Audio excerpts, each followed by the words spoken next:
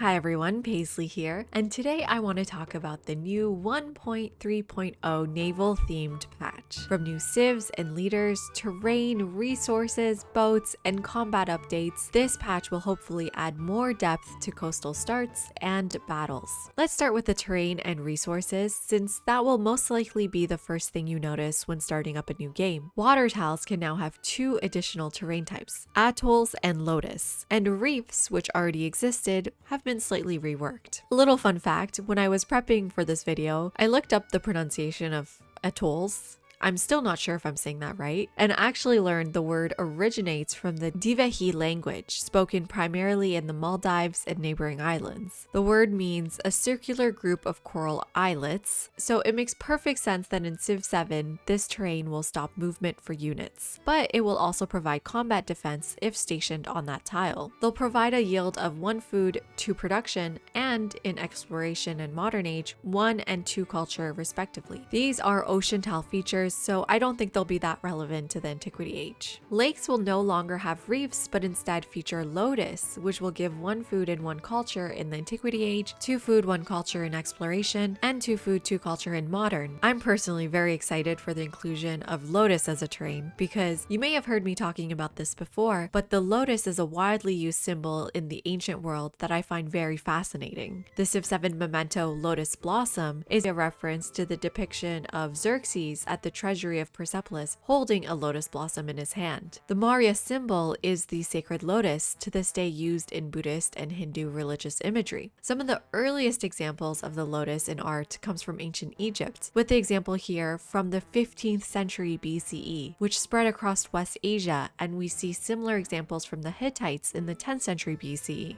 I know this is a bit of a tangent, but if you want to learn more about this, I recommend an article by Kristen Newman called The Lotus Across West Asia and North Africa. Finally, reefs have also gotten a rework and will now exclusively show up in coastal tiles and not lakes, and they will provide food production and science. Ocean tiles become workable by all civs in the modern age and provide 1 food and 3 gold. Now, these are all terrain types, similar to rough or vegetated, but there are also new coastal resources being introduced. Crabs, I think, will be one of my favorites, a very weird sentence to say, because I find food really important and powerful in Civ VII. So food on warehouse buildings, in addition to expansionist city-states giving the same thing, I think will be very strong. Cowrie, a type of sea snail, will give either 4 golden cities or 2 signs in towns.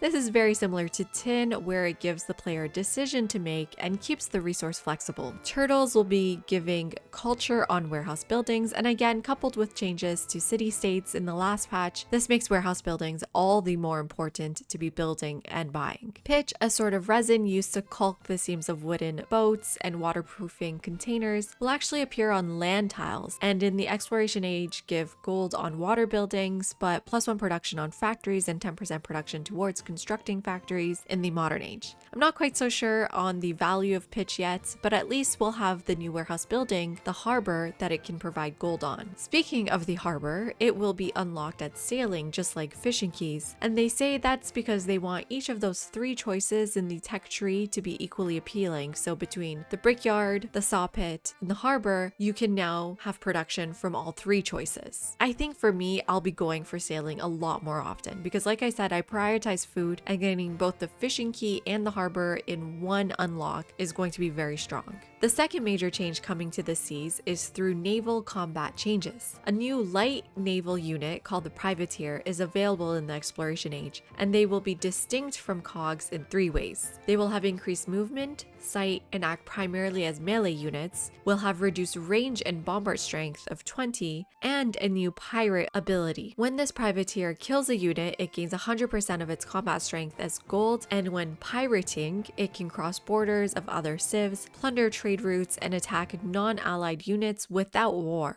I'm definitely excited to give these units a chance, but I can already see myself getting pissed off at the AI for attacking me when I'm just minding my own business, just innocently stealing some loot and booty. And now it's time to talk about buffs and nerfs to existing content. First, a buff we have all been begging for: Persia. The Patideza was so extremely weak, previously giving just 1 culture in gold. It was almost an insult, to be honest. Now it gives Well, 2 culture and 1 gold. However, this attribute Civic also gives 2 culture and happiness from adjacent quarters instead of, it used to just give happiness. Secondly, it will give 5 healing to military units in a settlement with the Paradesa, I think making it a much more viable, unique improvement to be building. They also now get happiness and culture for capturing settlements from different civs. I'm not sure if this is going to be strong enough, if I'm being totally honest, but we'll see. For some reason, one of my favorite civs, Axum, is getting a huge buff. I don't understand why. They are going to be so fun to play with in this new naval patch as well. They now get an extra gold on resources in coastal settlements, 2 gold from trade routes using their boats, 1 gold on districts adjacent to the coast, so you no longer have to build the full quarter, 1 building will do, and all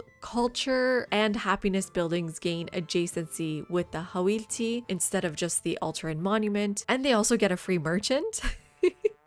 Dows will get +1 movement, which, although not as strong as the 2 range on the Carthage boats, still makes them amazing early game units since the AI often struggles in naval combat in the Antiquity Age. If you saw my Chola game, where I killed 6 other civs in the Exploration Age, you would have thought they were on this list for a nerf. However, they are getting a buff. They now get an additional 3 gold and 1 influence on trade routes. So just a tiny buff, but still a buff. I'm personally very excited for what's coming to Egypt. They are perhaps my only chance at ever winning the Wonder Challenge again in Civ VII post patches. They now get 2 production on improvements and districts on navigable rivers and minor rivers. This is similar to the pyramids that got buffed in the Wonders patch, and if you know, you know. This is probably going to be busted in the right starting location. They will also get 30% production for wonders in desert terrain and 2 production on those wonders. The Mastaba and Mortuary Temple have no adjacency bonuses, but I'm not sure if I can quite make sense of how this will change in the actual gameplay. One of the strongest buffs I see here, besides the production ones, is the Kemet tradition, which will give culture on improvements and districts on navigable rivers and minor rivers, which should hopefully help Egypt unlock those competitive wonders in the civics tree. Hawaii is getting a much needed buff as well, which is that they can now work ocean tiles in the Exploration Age. Similar to Inca, I think this will make them a much more interesting pick, and the happiness on all marine terrain should allow them to settle wide on water-heavy maps. Their unique improvement will get 1 culture from adjacent fishing boats instead of farms, but honestly, I don't know if this is going to be enough to make Hawaii strong. Maybe with the new water resources and terrain, it could be good. Maya is getting just a tiny nerf, with the altar now getting 2 science if placed on vegetated tiles instead of the 1 science adjacency, and unfortunately the Mississippian shell-tempered pottery enjoyers will enjoy this tradition a little less, as it now only provides 1 gold adjacency to food, gold, and warehouse buildings instead of all buildings. I think still this is